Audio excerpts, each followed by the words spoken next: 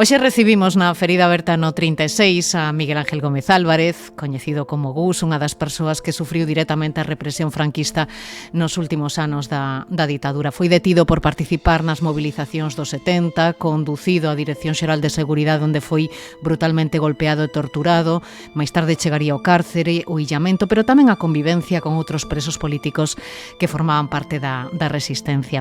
50 anos despois de ter recobrado a liberdade, Gus segue reclamando xustiza.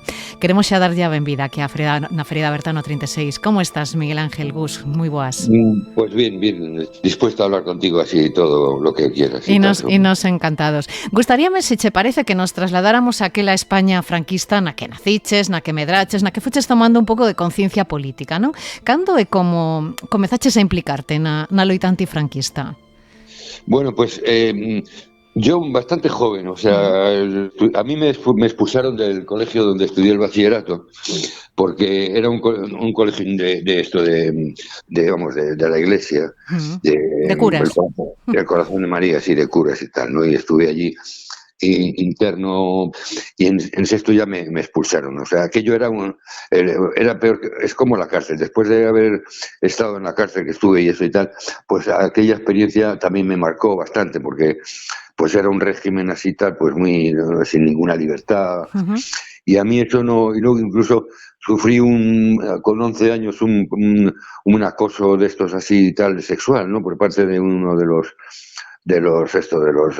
curas y tal, que tenía la función que le llamaban el prefecto de disciplina y tal, igual. Entonces, a partir de ese momento yo ya me pareció que todo era una gran mentira y una gran hipocresía.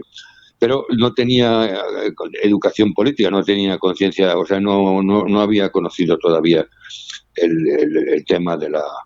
O sea, vivías en una dictadura, no sabías cómo enfrentarte a ella y tal. Y con 15 años me expulsaron. Entonces, yo ya en el preuniversitario lo hice en Salamanca, en el instituto pero ya en el instituto, ¿no? De enseñanza pública y tal, y eso y tal. Y ahí un profesor de filosofía fue el que, bueno, pues explicando así tal lo que era el marxismo y eso y tal, pues me pareció una ideología muy interesante y me picó la curiosidad, ¿no? La verdad es que eso fue un poco cuando empecé así a ver que había una teoría y una cuestión alternativa al catolicismo que era mucho más humana, o sea, no sé, que era mejor, ¿no? Pues en el tema del trabajo, en el tema de la sexualidad, en el tema, no sé, bueno, pues estas cosas, ¿no? De la libertad en general. Y entonces tuve la suerte que tuve fue que aprobé en el mes de junio el PREU, y pues mi padre, mi familia me permitió viajar a París, a una casa que tenía allí un amigo del pueblo donde yo vivía. Y entonces, pues ahí, claro, yo en Francia estuve pues el verano ese del 70, y claro, pues yo descubrí que la sociedad francesa pues era una sociedad pues o sea, alegre, libre, yo qué sé, o sea, con acceso así sin censura. Claro, esa pues a mí me pareció que vivíamos en España en una cárcel. O sea, yo me sentí que a eso había en fin, que cambiarlo y participar en esto. Y entonces, pues como tenía que elegir una carrera universitaria, elegí la carrera de políticas, que solo existía la facultad en Madrid, porque claro, me pareció que era el sitio idóneo para ir ahí tal a esto, ¿no? A participar, ¿no? En movilizaciones así contra la dictadura y tal. Y eso fue lo que hice. Fui a la Facultad de Ciencias Políticas y enseguida allí pues me enrolé en el movimiento estudiantil, y ahí fue cuando ya pues empecé a entrar en contacto con organizaciones, bueno, con gente que ya estaba organizada para luchar contra la dictadura, ¿no? En un principio sí me dediqué al tema de los estudios, pero rápidamente me hice militante así tal, y entonces pues participaba en esto, en las asambleas, en enfrentamientos así, porque en aquella época además estaba la policía ocupaba las universidades. Entonces tenías que entrar, o sea, enseñar el carnet, estaban, pues eso, en la puerta por los policías y tal, y dentro de las facultades había cuartelillos de la Brigada Político-Social y tal. Es decir, que estabas Totalmente en viciado, una ¿no? Totalmente situación, viciado. sí, era un estado de esto, de enfrentamiento ya y tal, o sea, porque la dictadura ya empezaba a agonizar un poco y bueno, y el movimiento pues estudiantil cada vez era más grande. Luego, pues bueno, pues en fin, pues participabas, ya empezabas a tener conocimiento, ¿no? Del movimiento obrero, de huelgas y tal que se hacían en las fábricas y todo eso. Es decir, que ya pues me organicé y pues eso, pues ya empecé a luchar así ya organizadamente, pues en concreto en la Liga Comunista Revolucionaria que se creó en el año 71, al principio del 71. Empecé como simpatizante y tal y cual, y bueno, pues ahí es donde empecé pues a tener una conciencia política y tal, así ya más definida, y ya, pues eso, pues me hice ya un poco una idea, ¿no? De esto, de que había que derribar la dictadura y cambiar una sociedad para hacer una sociedad pues más justa. Probablemente a mocidade de hoxe en día costelle traballo entendelo, non? Pero que significaba? Que consecuencias tiña daquela, nesa época, para un mozo de 18, 19 anos sair á rúa e poñerse detrás dunha pancarta? A que te enfrentabas? Pues a la represión bastante grande por parte de esto, de la policía, de los grises, vamos, que era los que entonces cualquier acto, por ejemplo, en la vida de las facultades, pues cualquier acto así cultural, o cualquier asamblea que se hacía en el curso, así tal, pues para plantear y tal, pues no sé, pues críticas a la enseñanza, con los contenidos, o bueno, ya directamente, pues a esto cuestionar así un poco, pues el régimen así tal dictatorial, ese tipo de cuestiones. Entonces, cualquier acto de esas características inmediatamente lleva aparejado, pues eso, una represión directa por parte de esto de los grises y tal, o sea, pues en forma pues de desalojos, de detenciones, palizas, o sea, que era o sea, que el meterte así tal, así en esa actividad, ya directamente ya te señalaba, y claro, eso te obligaba a esto, a tener una conciencia de que, claro, de que luchar contra la dictadura te iba a suponer sufrir una represión. Un coste. Ibas a tener un coste, pero que no quedaba otra que asumirlo. Entonces, pues yo en eso me radicalicé. O 17 de decembro do 71 es detido, non? Por primeira vez. En que circunstancias se produciu este arresto? Como foi? Mira, como te decía, el movimiento estudiantil iba a más, o sea, cada vez había más manifestaciones, más asambleas, y entonces en ese 15 de diciembre fue una movilización enorme, o sea, hubo eh, todas las facultades y tal se movilizaron, bueno, hubo enfrentamientos en todo el campus, en fin, a mí incluso, pues en una de entré junto con otros, así con un grupo de compañeros, entramos en la Facultad de Filosofía, que en ese momento pues estaban reprimiendo una asamblea y tal, así masiva de estudiantes, y nos enfrentamos con la policía allí en el estadio, en el hall, ¿no? Tal. Y yo, pues me detuvieron, a mí me detuvieron. Y entonces, o sea, la gente, los estudiantes empezaron a gritar así, fuera policía de la universidad, y entonces se creó o sea, fueron directamente por la Brigada Político-Social, y echaron a correr y me dejaron a mí y tal. Bueno, o sea, los estudiantes, pues los compañeros me liberaron. Lo que pasa es que había en un policía infiltrado en mi curso, y entonces claro, como vio que yo me había señalado bastante y tal pues me denunció. O sea, y entonces, como sabía dónde vivía, porque él me había fichado, ¿no? Me establecía y tal. Yo vivía en una pensión en en el barrio de Argüelles, allí bueno, que es como te decía, la zona universitaria de Madrid. Y entonces me fueron a la noche, fueron a detenerme pues a las 12 y pico. Aparecieron por allí la Brigada Político-Social, la policía, y me detuvieron y me trasladaron a la Dirección General de Seguridad. Yo, pues, en fin, pues fue la primera vez que tenía yo 18 años recién cumplidos. Y claro, yo ahí ya, pues, vamos, ya le ves un poco las orejas al lobo, ¿no? Porque ahí ya la Dirección General de Seguridad era terrible, o sea, los calabozos, toda o sea, toda esa, bueno, pues no sé cómo decirte, ¿no? Toda esos protocolos que tenían, ¿no? De ficharte, ¿no? De tratarte así como, o sea, con mucha violencia, mucho insultarte, ¿no? Tal, o sea, en fin, y luego lo que son los calabozos mismos, pues era penoso, aquello o sea, olían fatal, o sea, era además eran así tipo rejas, ¿no? ¿Sabes? No tenían puertas, o sea, Ujú.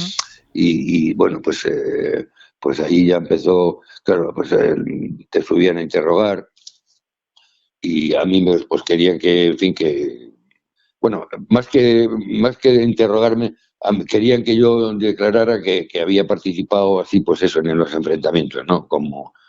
Pues eso, pues que había, o sea, que era un elemento subversivo y tal y cual, ¿no? O sea, pues participaba en acciones, ¿no? De lucha en las facultades, vamos, en la universidad. Y entonces, eso sí, se vengaron de mí porque o sea, me hicieron así el corro y tal, así, para darme un escarmiento, ¿no? Entonces, pues me pegaron un palizón de estos de miedo, que era una de las cosas de los métodos de tortura que se utilizaban. O sea, te metían en medio de un corro de policías, así de 13 o 14 policías, y a patadas y a puñetazos te daban un palizón, ¿no? Y bueno, pues a mí la verdad es que me quedé medio inconsciente y no sé qué y tal. Bueno, el caso es que salí de allí y tal pues con me acusaban de desórdenes públicos, atentado contra la autoridad. Ujú. Bueno, me parece que fue una cosa así. Entonces, Ujú. me procesaron y el juez, pues cuando declaré ante el juez, yo dije que era mentira, que era falso, que yo no había hecho nada, me declaré inocente. Yo no reconocí nada de tal, pero bueno, pues, en fin, les dio lo mismo y abrió, pues eso, una causa de esto Ujú. de tal, de desórdenes públicos y tal, ¿no? Ujú. Y me dieron la libertad provisional. Ujú. Y claro, yo en ese momento, pues claro, mi familia, yo no podía seguir viviendo o sea, mi familia no tenía, o sea, yo no podía volver en fin, a la facultad, no sé qué y tal, y como era tan joven, pues mis padres me llevaron de nuevo de regreso a Zamora, ¿no? Entonces ahí Ujú. pasé el invierno del año 72, Ujú. y cuando ya regresé a Madrid, pues ya directamente pasé a la clandestinidad, o sea, ya Ujú. además me echaron de la facultad. Ujú. Y entonces pues ya pues me pasé, digamos que me proletaricé, ¿no? O sea, me busqué un trabajo y entonces ya Ujú. pasé vamos, al tema este ya del movimiento obrero y eso y tal. E así como chegamos ao 19 de maio do 73, cando volven a arrestarte, non? Exactamente. Entonces, yo estuve en Alcalá de Henares, que fue donde, bueno, pues teníamos, no sé, hacíamos la actividad y tal, cual, pues eso de propaganda en los centros de trabajo, bueno, de pues participación en las huelgas, y bueno, pues, no sé, lo que es la lucha contra una dictadura, ¿no? Tal, o sea, manifestándote, pues repartiendo propaganda, y luego, pues, en Madrid en esa época ya se empezaban a hacer saltos, ¿no? En las calles y eso, pues de 500 personas, así tal, así previamente, organizados, en fin, convocados de boca en boca, boca a boca, y sorprendiendo anticipándote, ¿no?, a la policía. Entonces, pues a lo mejor estabas recorriendo pues una calle céntrica de Madrid pues durante 10 minutos gritando consignas contra la dictadura y tal y cual, y después cuando llegaba la policía pues desalojábamos y tal, y lo hacíamos bastante, ya con bastante método, es decir, que no, para evitar ya, que vos pillaran, claro. exactamente, incluso utilizábamos pues autodefensa, es decir, pues llevábamos pues eso, pues no sé, pues elementos así precarios, ¿no?, de autodefensa y tal, un poco para evitar detenciones, y que, en fin, y funcionó, o sea, y de hecho pues se hicieron, o sea, cada vez se hacían más altos, ¿no? Entonces, pues, o sea, que eran movilizaciones, pues no sé, en solidaridad con huelgas obreras, o cuando, bueno, o con motivo de esto de detenciones así masivas que hubiera así y tal, pues cuando detuvieron al 1001, esas cosas. Bueno, o sea, ya. Y entonces, bueno, yo estaba en Alcalá de Henares y detuvieron el 1 de mayo del 73. Fue bastante movido, o sea, hubo mucha represión, y de hecho, bueno, pues en los enfrentamientos un policía pues resultó, o sea, murió, o sea, murió en los enfrentamientos.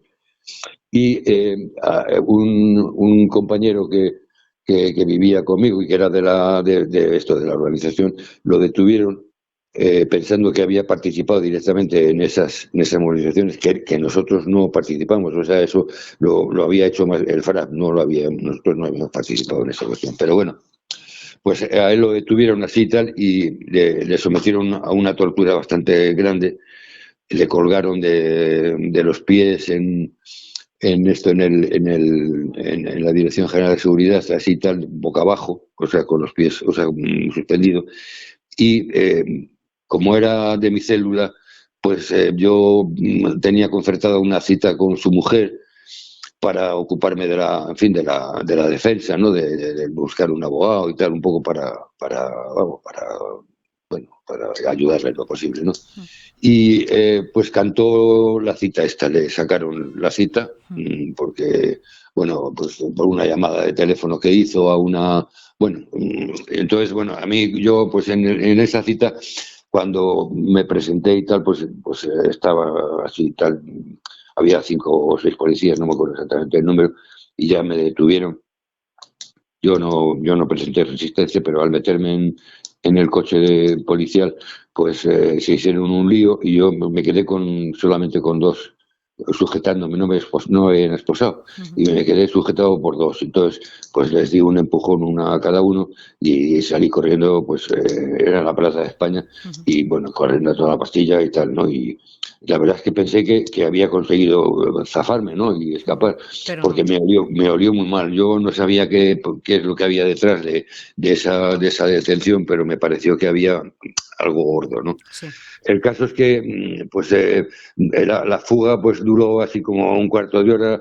Me desfondé y tal, no pude, o sea, no sé, entre el estrés que te produce la sorpresa y tal, y no sé, por la mala vida que se llevaba en la clandestinidad y todo eso.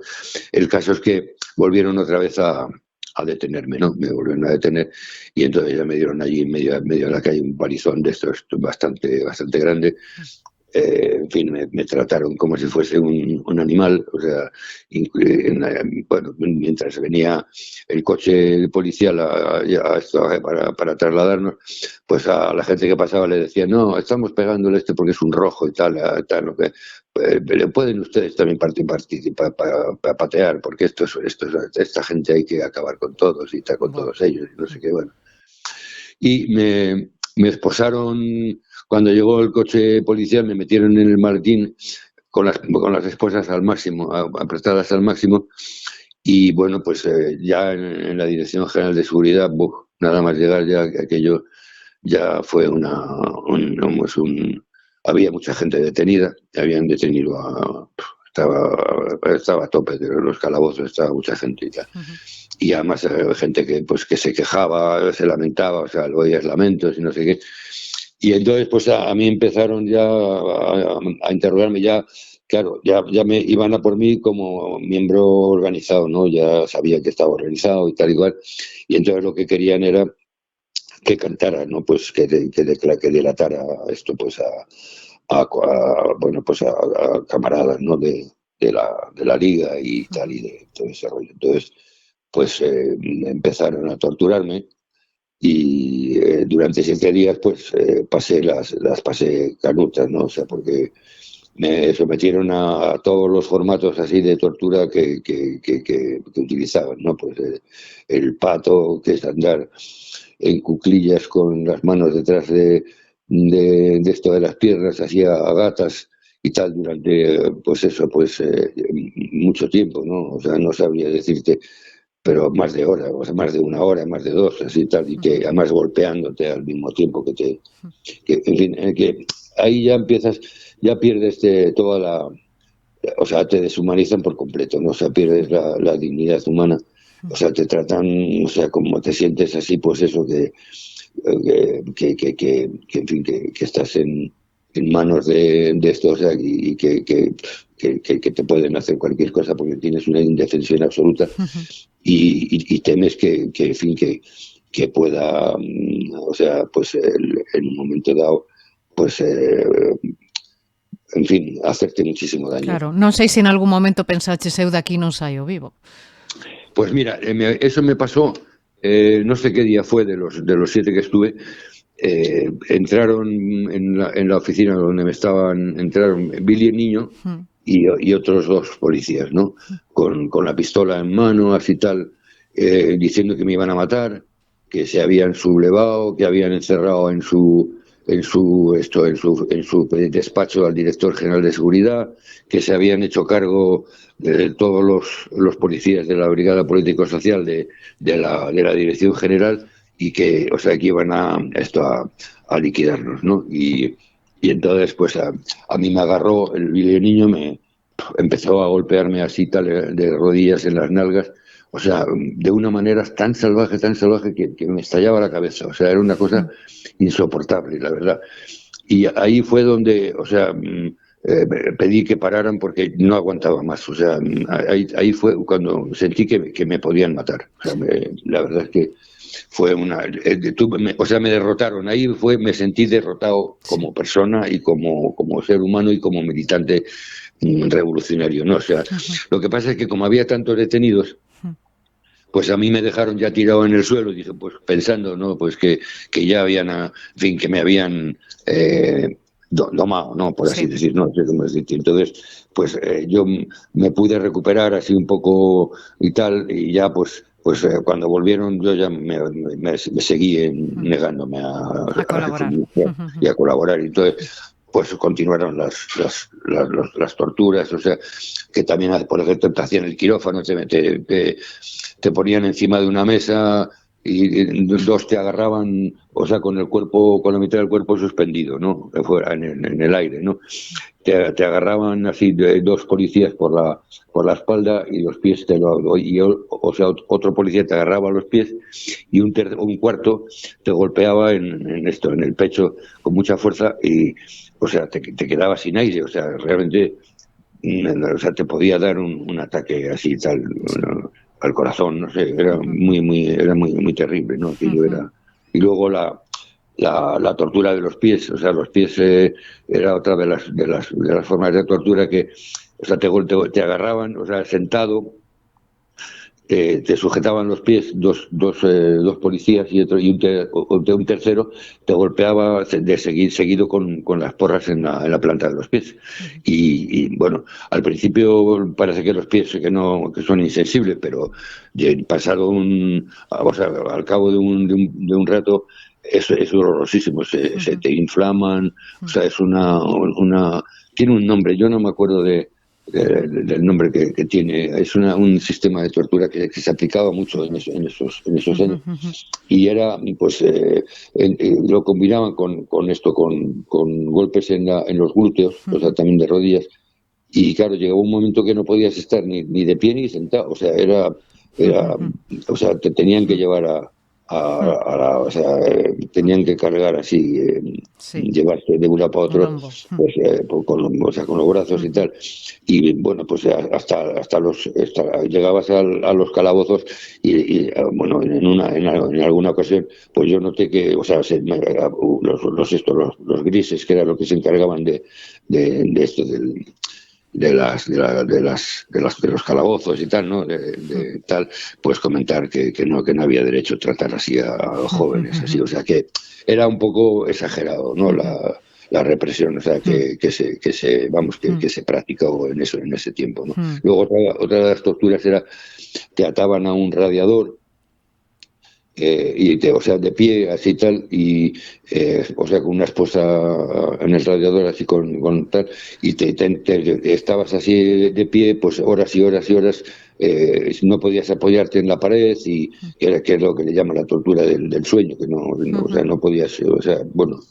No sé cuál, no sé qué más me Sí. hicieron. La verdad es que Episodios inenarrables, torturas terribles sí, e no, infernais, que supoño que ademais das secuelas físicas tamén deixan unhas importantes secuelas psicolóxicas, non vos? sí, no, porque es que, claro, o sea, te minan, o sea, es que ese trato tan deshumanizado, así tal y cual, o sea, es que te sientes que te matan, o sea, es como porque pierdes la dignidad humana, o sea, te despojan, ¿no?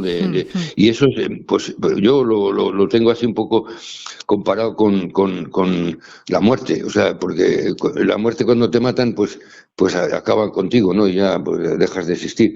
Pero en ese tipo de torturas así que sufrí, pues es como si tuvieran, o sea, como si te hubieran matado, pero o sea, te hubieran matado como persona, ¿no? O sea, Sí. y entonces, o sea, claro, pues eso es una experiencia pues que yo la asimilo a lo que puede ser pues la muerte, ¿no? O sea, porque porque pierdes toda la humanidad, o sea, te sientes, no sé, o sea, es muy duro, y eso, claro, te deja psicológicamente marcado, o sea, eso, porque, claro, y luego, pues, la lucha por no declarar y todo ese tipo de cosas, esa situación y tal, unido a todas las consecuencias, o sea, físicas que tuve, ¿no? Porque yo tuve, después cuando me trasladaron a la cárcel de Carabanchel, estuve 15 días recuperándome en la enfermería de la prisión. Sí, O sea sí, sí.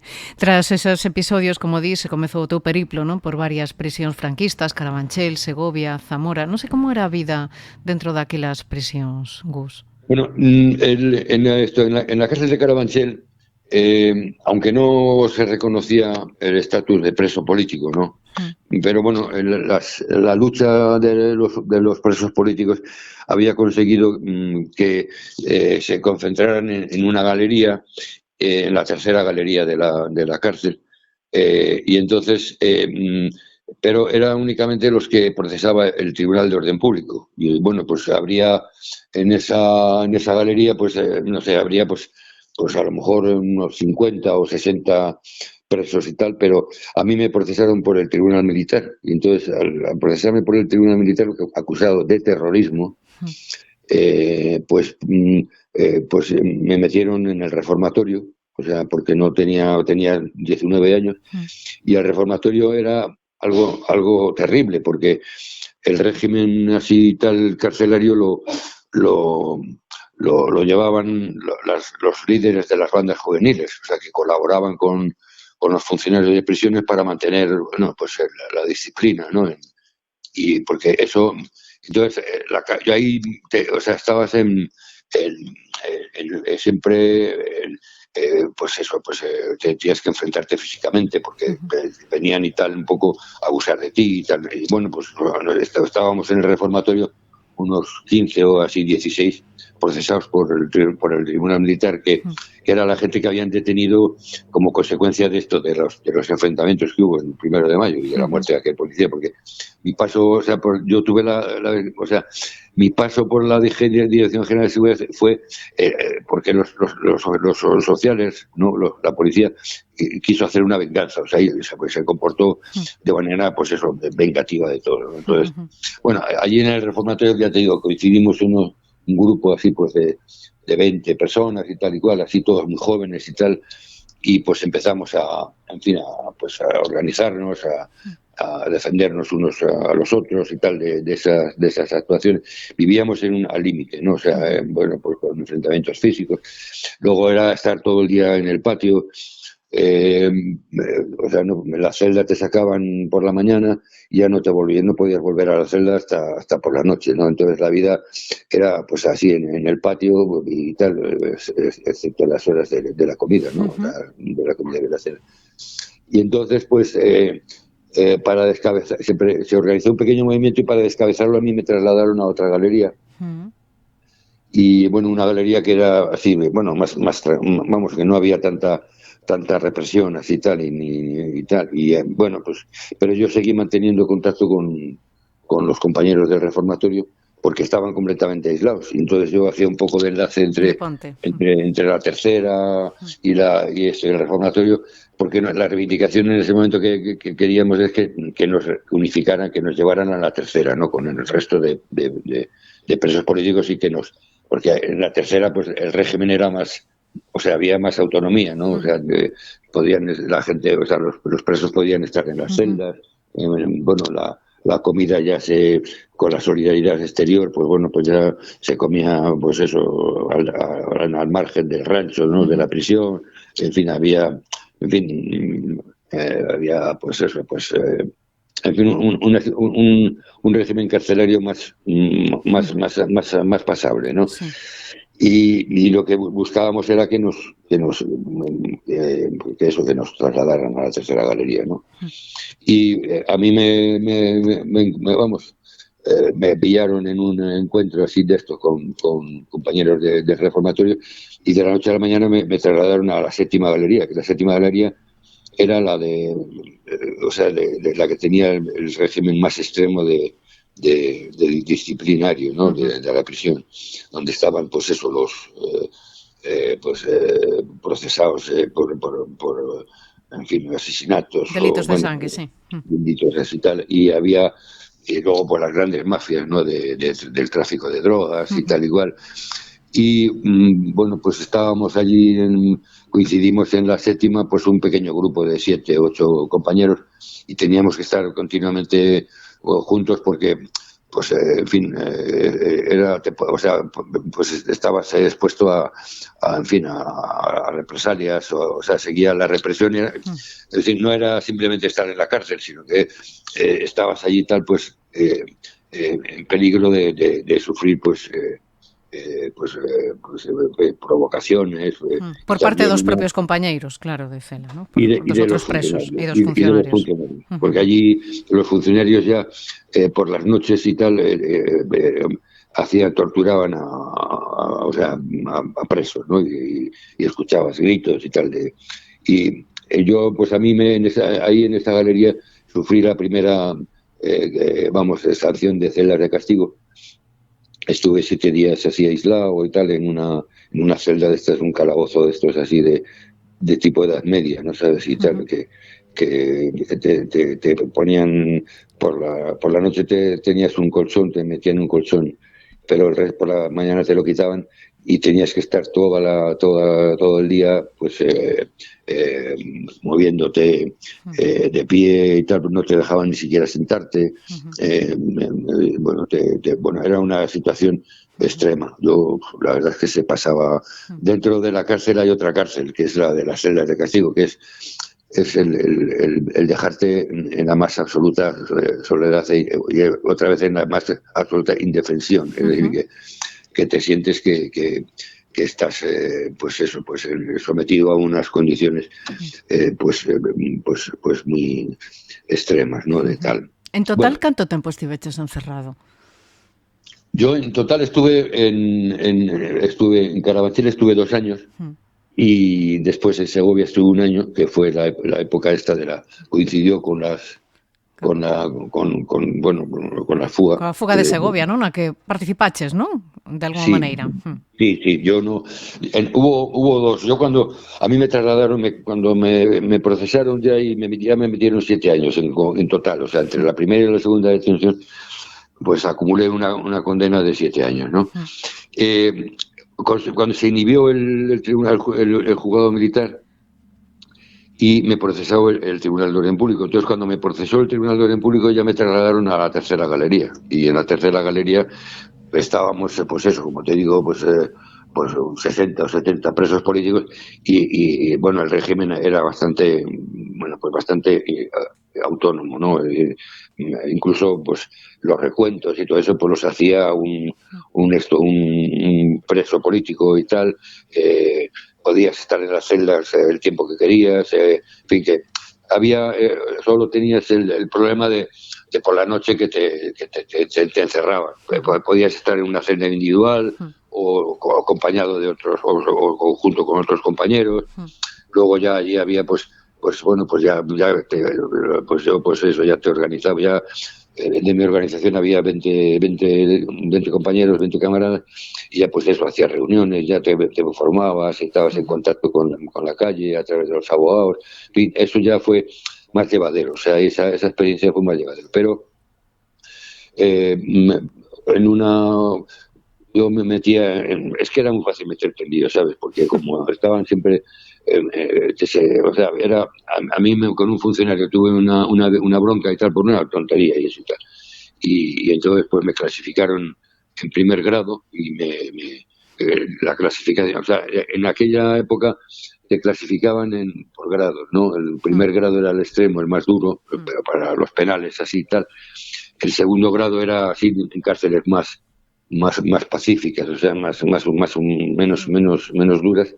Y el tercer grado era el que, bueno, podías ya pues tener permisos, ¿no? de salida y tal igual. A mí pues me clasificaron en primer grado y pues eso, yo ya tenía, pues me parece que ya tenía 20 años, y de la noche a la mañana me trasladaron al penal de Segovia. Yo pues no sabía cómo era ese penal, sabía que era el penal de los presos de ETA, pero no tenía más datos y tal. Y la verdad, pues iba así un poco preocupado, porque en la tercera de Carabanchel pues se vivía un poco pasablemente y tal. Y entonces ya cuando llegué a Segovia, pues la sorpresa fue que, claro, habían conseguido unas condiciones de vida pues mucho mejores que las que había en la tercera galería, ¿no?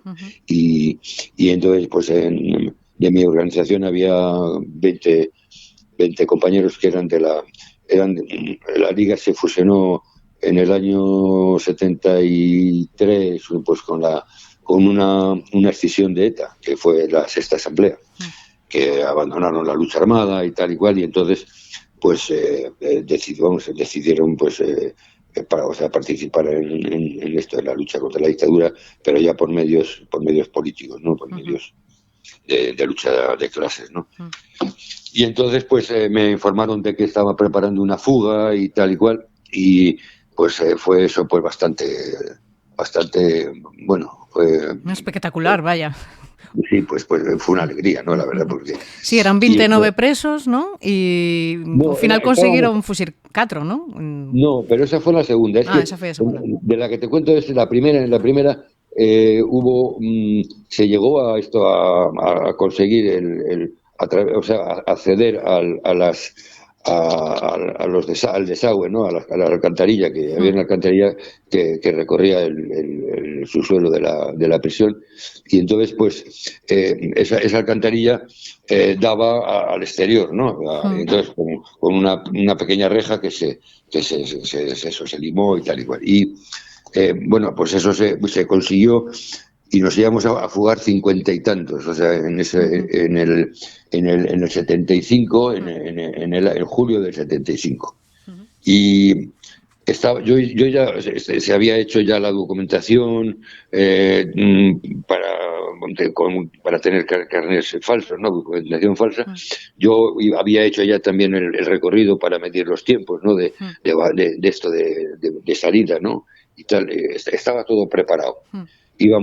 La idea era salir a Lisboa, que en aquellos momentos estaba en pleno proceso revolucionario y tal, ¿no?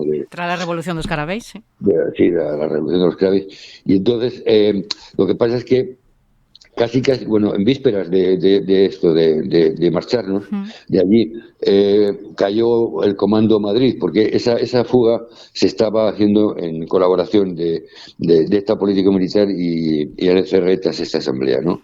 Y entonces cayó un comando de esta política militar en Madrid y tenían un infiltrado, que era el famoso Lobo. Sí. Y entonces, encontraron que había, pues, bueno, encontraron documentación y tal, y concretamente, pues, las copias de esto de la documentación que se había hecho falsa. Bueno, el caso es que o sea, averiguaron que había una fuga en la cárcel de Segovia. Y entonces, pues, nos concentraron en el patio de la prisión, pero no sabían dónde estaba, desde dónde arrancaba el agujero para de salida, ¿no? No lo sabían. Claro, nosotros tampoco se lo Dijeron, informamos. claro. Eso sí, dijeron que no se nos ocurriera marcharnos porque estaba no solo la policía y tal, sino el ejército ocupando toda la ciudad de Segovia y que nos iban a matar si a alguno se le ocurría salir. Y entonces, pues eso quedó abortado, porque finalmente descubrieron desde por dónde íbamos a marcharnos. Y entonces, pues nos castigaron a celdas de castigo a todos los presos. Estábamos en Segovia, estaríamos en ese momento pues unos 80 presos y tal, ¿no? Y ahí ya todas las condiciones que teníamos y tal, pues nos las quitaron y pasamos a régimen, pues el régimen así carcelario del reglamento de prisiones y tal, que era pues eso, pues por lo que te decía, la vida en el patio, en fin, estar siempre vigilados y tal, o sea, para no tener posibilidades bueno, en fin, de participar en reuniones y tal, o sea, la censura, nos quitaron todos los libros que habíamos ido acumulando. Bueno. Entonces, pues, luego fue cuando, en ese año fue cuando se procesan a los militantes del FRAP y de ETA, bueno, pues con peticiones de penas de muerte, que no sé cuántas pedían, pero bueno, que al final las ejecutaron, ¿no? E cando se producen as execucións, sí, do Sí, cuando 75. mataron a Humberto Baena, A Sánchez Sánchez Bravo Solla. Bravo, a Monsanz, al Chiquio, a Otaegui y tal.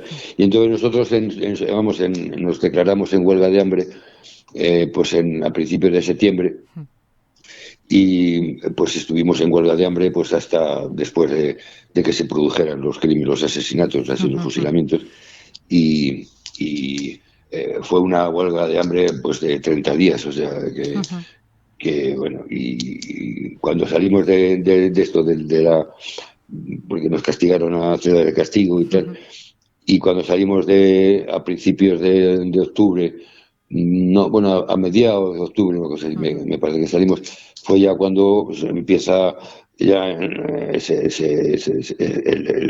Franco había entrado ya en esto, en un proceso de esto en fin, de una enfermedad gravísima y tal y cual. Entonces, pues ya parecía que iba a haber un cambio y esas cosas y tal.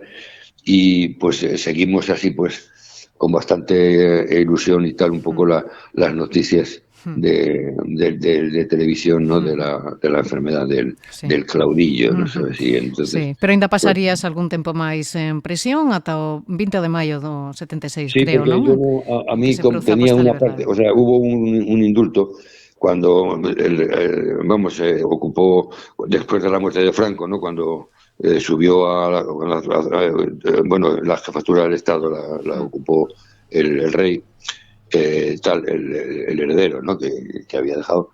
Y entonces, pues, hubo un indulto para esto, para presos, o sea, condenados por propaganda, organización y manifestación, ¿no? O sea, ese tipo en fin, de temas, ¿no? Pero yo, como tenía una condena por terrorismo, que me habían metido de 3 años, pues continué en la cárcel. Y fue cuando viene, en abril, se produce la segunda fuga, que es la que sale bien, en la que se volvió otra vez a utilizar las alcantarillas de esto de la cárcel. Habían pasado unos cuantos meses y se había relajado mucho lo que era la vigilancia, ¿no? de los alrededores, por donde se había, vamos, por donde se salía, ¿no? Por donde se iba a salir. Y entonces, pues yo participé, en los preparativos de esto, porque había que sacar tierra, en fin, toda esa serie. Yo ya no iba a fugarme porque tenía ya una fecha fija de salida, de cumplimiento, y entonces, bueno, pues colaboré todo lo que pude en la fuga, pero yo no me fugué. Sí. Me estuve entreteniendo, mientras se iban, en el centro de la prisión al jefe de servicios y a los funcionarios, con un tema administrativo y tal y cual, y eso y tal, que pude haber sido procesado, pero bueno, afortunadamente pues no me relacionaron así con la fuga directamente. Después nos trasladaron, a los que quedamos allí, nos trasladaron a la prisión de Zamora, y en la prisión de Zamora estuve, pues eso, desde finales de abril del 75 hasta el 19 de mayo, que antes de ayer cumplí los 50 años de esto de libertad. Da túa posta en liberdade. E pasados 50 anos, bueno, te levas moitísimos anos reclamando unha xustiza que non dá chegado. En marzo do 2018 conseguiches incluso que parecía imposible, non? Que un xulgado de Madrid admitira a trámite unha querela contra Vilelniño por torturas, pero González Pacheco faleceu pouco despois e o caso, bueno, pues non puido xulgarse, non? Como encaixa unha persoa como a ti o feito de que os responsables da represión franquista nunca foron xulgados, nunca pagaran polo que fixeron? Bueno, es que, claro, yo al salir, yo seguí, pues eso, movilizado, ¿no? Porque la dictadura continuaba. Franco había muerto, pero, o sea, no había libertades, ¿no? Entonces, el movimiento ya era, pues, muy grande, ¿no? O sea, tanto en las fábricas como en los centros, en las universidades y todo eso. O sea, había mucha lucha, ¿no? Y claro, nosotros continuamos, pues, la lucha contra la dictadura, porque la lucha continuó. Y entonces, pues, claro, en ese momento se planteó por parte de la izquierda, ¿no? Tanto de la izquierda más reformista, ¿no? Que era el Partido Socialista, el Partido Comunista, pues se planteaba una ruptura, ¿no? con la dictadura, ¿no? O sea, en fin, de abrir un proceso constituyente y tal y cual, y bueno, pues de depurar el aparato del Estado, en fin, todo, bueno, lo que se hace cuando derribas una dictadura y se construye, pues, un sistema, pues, democrático, ¿no? Y entonces, claro, ahí fue cuando, pues, empieza la transición y de repente el Partido Comunista, a cambio de ser legalizado, pues reconoce a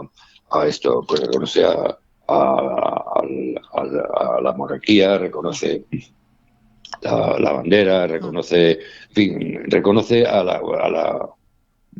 aceptó la supervivencia del franquismo, ¿no? Y del aparato del Estado, en fin, de que todo, o sea, solamente que permitirían unas elecciones y tal, que son las que se produjeron en junio del 77, pero el poder continúa en manos de la dictadura, tanto en el ejército como en la policía, como en la judicatura, como, en fin, fue esa la operación de la transición, que esto que yo, pues claro, vimos que era todo una trampa, es decir, porque continuaban los mismos, o sea, la dictadura, de repente había habido un milagro así de estos como bíblico, ¿no? O sea, se habían convertido de la noche a la mañana todos en demócratas de toda la vida, o sea, que era completamente, como comprenderás, completamente falso. Entonces, claro, ahí te llevas ahí ya ves que el tema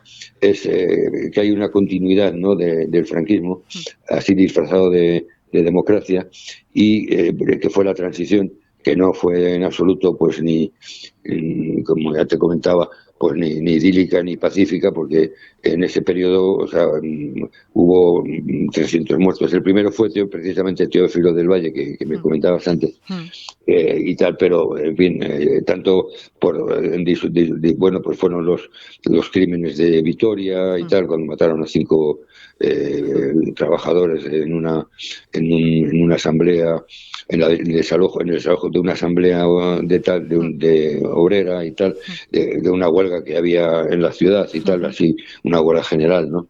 Y bueno, pues en fin, la transición fue bastante, en fin, represiva y sanguinaria. Es decir, en total se calcula que hubo 300 muertos, ¿no? Entre, bueno, pues directamente de la policía como de los cuerpos parapoliciales, así, de la extrema derecha y tal.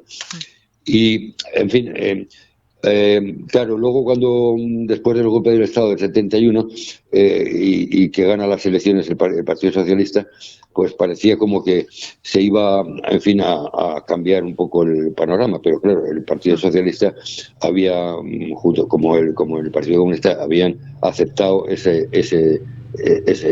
transición, esa transición pactando con la dictadura. Y entonces, pues, claro, pues el tema de esto del enjuiciamiento de los crímenes que había cometido la dictadura, pues la ley de amnistía del año de octubre del año 77, me parece que fue, pues eximía a todos los funcionarios públicos de la dictadura de todos los, en fin, delitos que pudieran haber cometido en esto desde el golpe de Estado del 36 y tal. Entonces, claro, ahí el Partido Socialista mantuvo esa impunidad, o sea, que es la impunidad que se instauró. Y entonces eso nos dejó a nosotros, en fin, era un poco pues que todo el genocidio que había cometido el franquismo y toda la represión pues que hubo en la posguerra y tal, y luego pues en el tardofranquismo pues quedó o sea, quedó completamente impune, ¿no? Y eso, pues claro, esa parte, claro, eso pues contradecía todo el derecho internacional de esto de los derechos humanos, porque es decir, la ley de amnistía era nula, o sea, desde el punto de vista del derecho internacional era nula completamente, porque los crímenes contra la humanidad que había cometido la dictadura no pueden ser ni amnistiados ni prescriben nunca. Es decir, que eso es el ABC, vamos, de esto de los derechos, o sea, de la protección de los derechos humanos a nivel internacional. Pero caso é que esa lei de amnistía continúa vixente e sigue sendo unha barreira para xulgar todo este tipo de crímenes. Non sei, unha persoa como a ti, con todo vivido, con todo sufrido, como encaixas este aumento dos discursos que minimizan e relativizan a ditadura franquista e este ascenso da ultradereita e do branqueamento do franquismo? Hombre, pues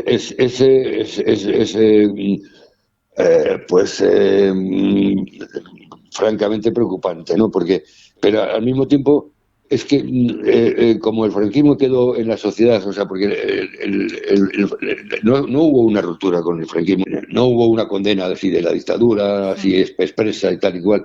Y claro, ahora, pues, ¿qué ocurre? ¿No? Pues, o sea, sobre todo por parte a nivel de la juventud y eso, pues hay una frustración grande o sea, del tema de vivienda, el tema en fin, del empleo, de la precariedad del empleo, en fin. Pues, ¿qué pasa? Pues el discurso luego con los medios, con las redes sociales y tal y cual, que están envenenados, pues claro, le han creado a la juventud una falsa salida, ¿no? Pues en fin, de que el orden, ¿no? Y tal y cual, y claro, pues eso realmente lo ves así como que hay un peligro de involución, es decir, que la poca democracia y libertades de las que gozamos están en serio peligro, ¿no? Quedamos cas túas reflexións, Miguel Ángel Gómez Álvarez. Gus, agradezoche moito que quixeras compartir con nos a túa historia. Moitísimas grazas por pasarte pola Ferida Aberta no 36. Bueno, Nuria, pues nada, pues encantado y pues nada, pues un saludo muy grande. Un saúdo.